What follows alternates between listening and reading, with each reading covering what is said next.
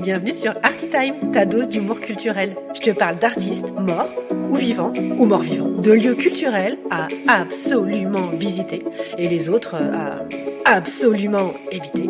Je te fais des résumés des expositions si t'as la flemme d'y aller et que tu veux briller à la machine à café ou le dimanche midi chez ta belle-mère. Ne me remercie pas, c'est gratuit. Enfin, tu peux quand même lâcher un petit commentaire, hein, ça serait sympa. Allez, bonne écoute.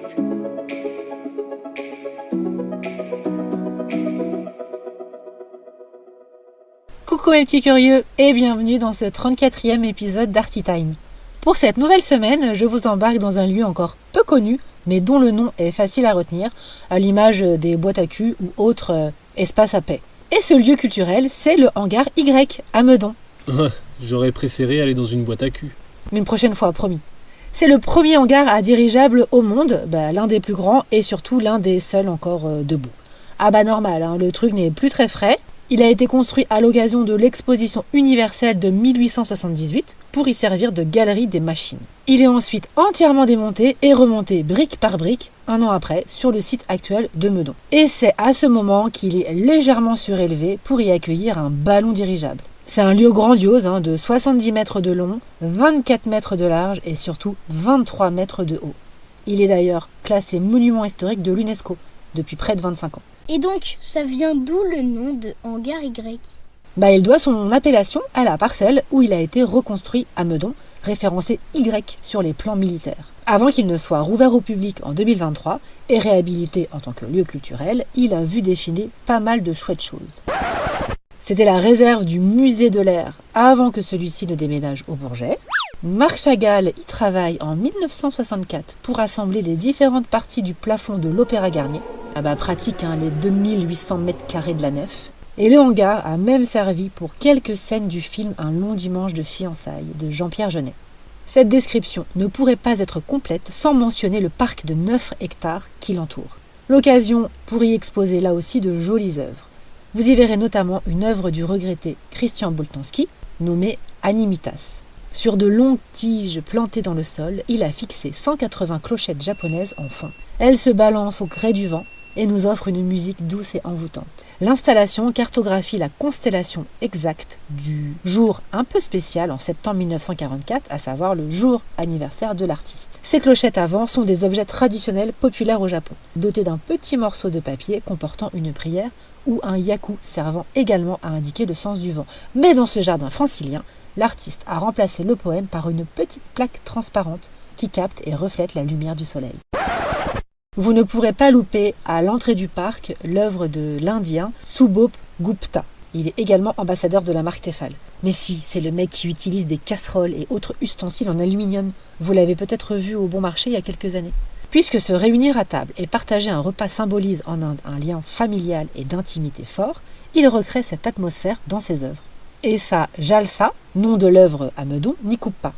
Jalsa, c'est une grande maison composée de milliers de pots, casseroles, ustensiles, mis au rebut par des anciens propriétaires. C'est le roi de la récup.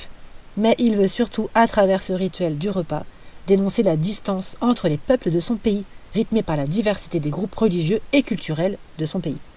Et sinon, à l'intérieur du hangar, il y a quoi à voir ?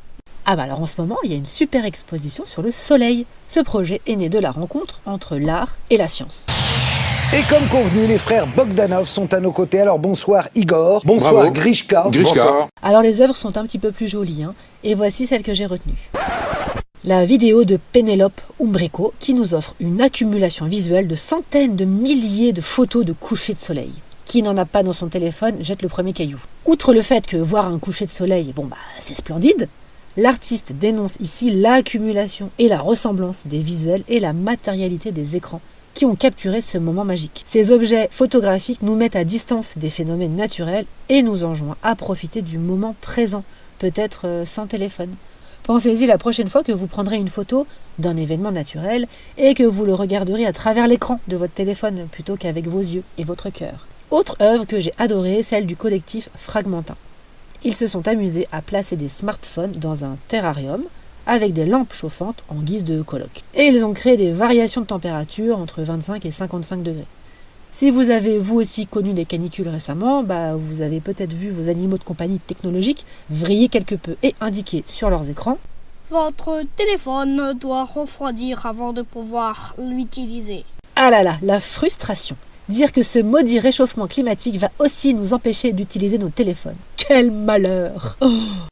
Et un petit dernier pour la route, l'œuvre d'un artiste un peu plus connu que les autres, le photographe Martin Parr. On ne se lasse pas de voir ces photos remplies de malice, comme celle de cette femme d'un certain âge, visiblement très abîmée par le soleil, allongée sur sa chaise longue, très probablement se situant entre Nice et Cannes.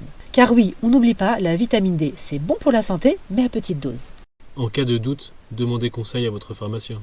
Et il y a quoi d'autre à voir en ce moment? Cette semaine, j'ai aussi fait un bond dans le passé en me rendant au Petit Palais pour l'expo Paris de la modernité, retraçant l'explosion artistique de la Belle Époque jusqu'aux années folles. Au travers 400 œuvres, Robert Delaunay, Sonia Delaunay, Marcel Duchamp, Marie Laurencin, Fernand Léger, Tamara de Lempicka, Modigliani, il y a aussi des tenues de Paul Poiret, Jeanne Lanvin, bref, il y a encore de quoi s'amuser à Paris pour les prochaines semaines. À bientôt mes petits curieux. Ça t'a plu? Laisse-moi un gentil commentaire, ça aidera mes amis les algorithmes à propulser ce podcast. Et parle-en autour de toi, à la machine à café, dans le métro. Tiens oui, si là t'es dans le métro, en ce moment, parle-en à ton voisin. Tu peux aussi lui parler de la page Instagram d'Artitime. Merci, allez, bisous bisous.